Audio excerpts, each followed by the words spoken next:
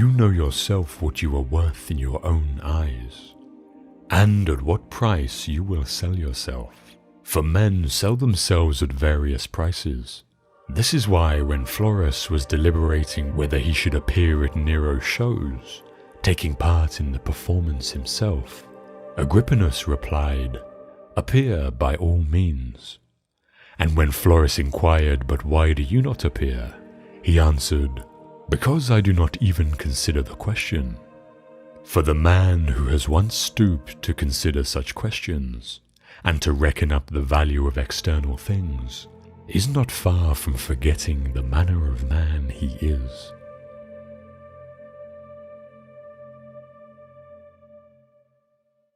If you are distressed by anything external, the pain is not due to the thing itself, but to your estimate of it, and this you have the power to revoke at any moment.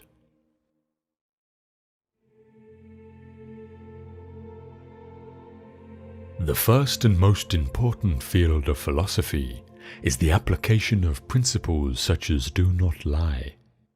Next come the proofs, such as why we should not lie. The third field supports and articulates the proofs by asking, for example, how does this prove it?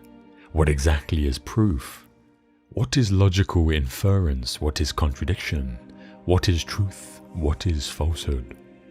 Thus the third field is necessary because of the second, and the second because of the first. The most important, though, the one that should occupy most of our time, is the first. But we do just the opposite. We are preoccupied with the third field, and give that all our attention, passing the first by altogether. The result is that we lie, but have no difficulty proving why we shouldn't.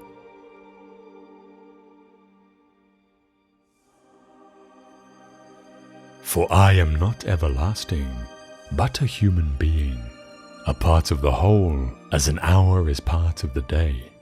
Like an hour I must come, and like an hour pass away.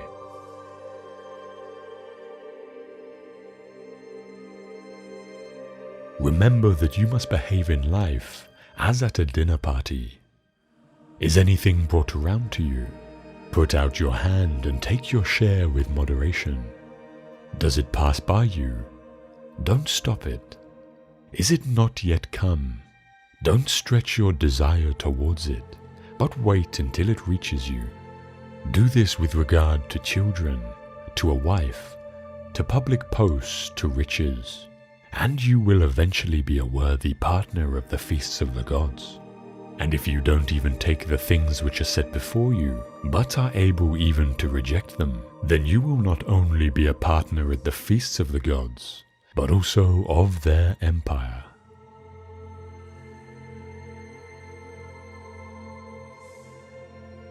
Remember that all we have is on loan from fortune, which can reclaim it without our permission, indeed without even advanced notice.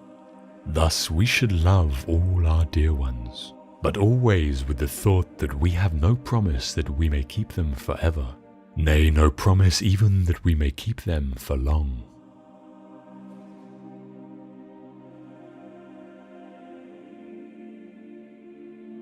Never call yourself a philosopher, nor talk a great deal among the unlearned about theorems, but act conformably to them.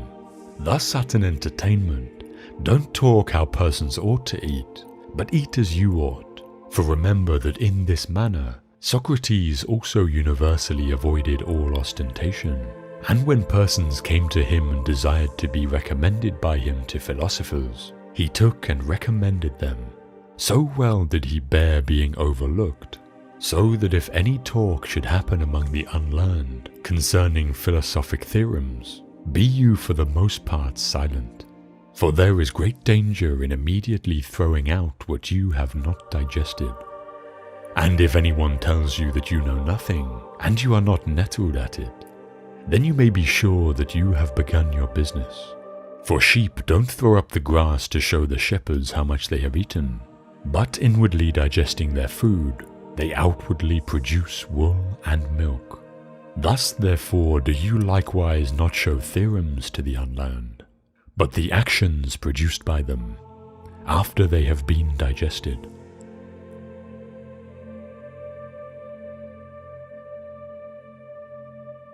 Philosophy is not an occupation of a popular nature, nor is it pursued for the sake of self-advertisement.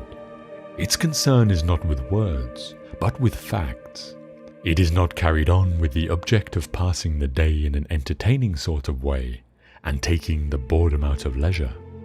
It molds and builds the personality, orders one's life, regulates one's conduct, shows one what one should do and what one should leave undone, sits at the helm and keeps one on the correct course as one is tossed about in perilous seas. Without it, no one can live a life free of fear or worry.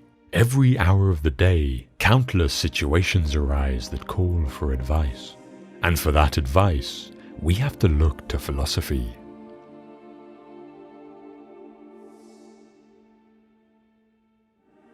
For what prevents us from saying that the happy life is to have a mind that is free, lofty, fearless, and steadfast? A mind that is placed beyond the reach of fear, beyond the reach of desire, that counts virtue the only good, baseness the only evil, and all else but a worthless mass of things, which come and go without increasing or diminishing the highest good, and neither subtract any part from the happy life, nor add any part to it.